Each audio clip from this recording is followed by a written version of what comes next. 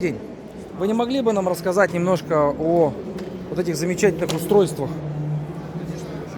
Как вас зовут? Меня Александр. Александр, тезка. Здравствуйте, Александр. Мы компания «Как надо». Расскажите нам, пожалуйста, что это такое? Это биокамин. Только погромче, пожалуйста. Это биокамин? Биокамин.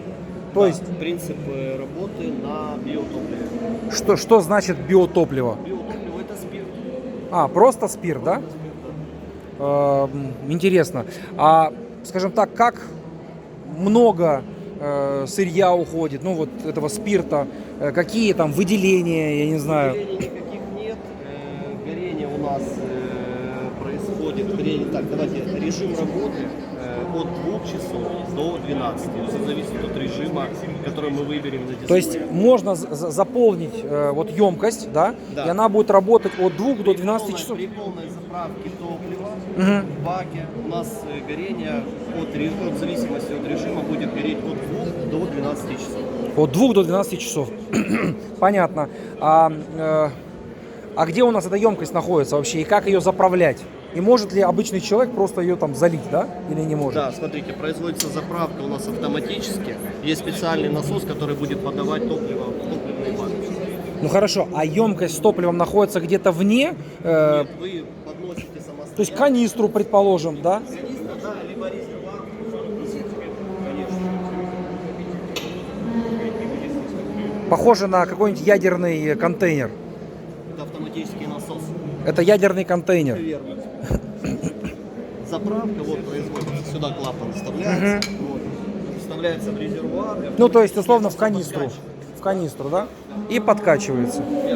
А нельзя ли это сразу как-то, чтобы емкость была побольше, находилась где-то вне? Можно сделать. Для каких целей снимаете? Ну, для публикации у нас есть группа в Фейсбуке, где несколько тысяч подписчиков.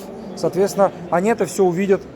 Но мало того, я не просто так спрашиваю, у нас просто сейчас объект, где предполагается, значит, камин с биотопливом, да, и вот я хотел бы понять, вот, например, вот в данном исполнении, это когда у нас находится, ну, типа подоконника на окне, я так утрирую, а если это у нас с имитацией дерева там и так далее? Смотрите, камин Что можно есть? Камин можно установить в любую поверхность, вот, так как вот, если автоматика, она не нагревается до таких температур, которые может Ну повредить. да, согласен, то есть он горит Да, это первое. или уже не горит? Да, но он уже потом, потому уже что горит. топливо закончилось. Вот. Сейчас он остынет, мы его опять дозаправим, он опять будет работать в прежнем Тогда режиме. вопрос, а вот если он 12 часов горит, Да. и он должен сначала остыть, потом, То это буквально 30-40 минут он остывает, опять мы дозаправляем. а работать там 24 часа из 24 он не может? Но если мы сделаем такой топливный бак, который мы можем заправить и обеспечить горение на 24 часа, конечно, будет. Ну с ним ничего не случится, не перегорит вот форсунка там и так далее. Он же охлаждается. Здесь же система, здесь кулеры, которые охлаждают систему. А какие еще есть дополнительные, не знаю, там вот бревна какие-то, чтобы висели, либо еще Все что-то? абсолютно. Есть любая визуализация, она по сути может быть реализована.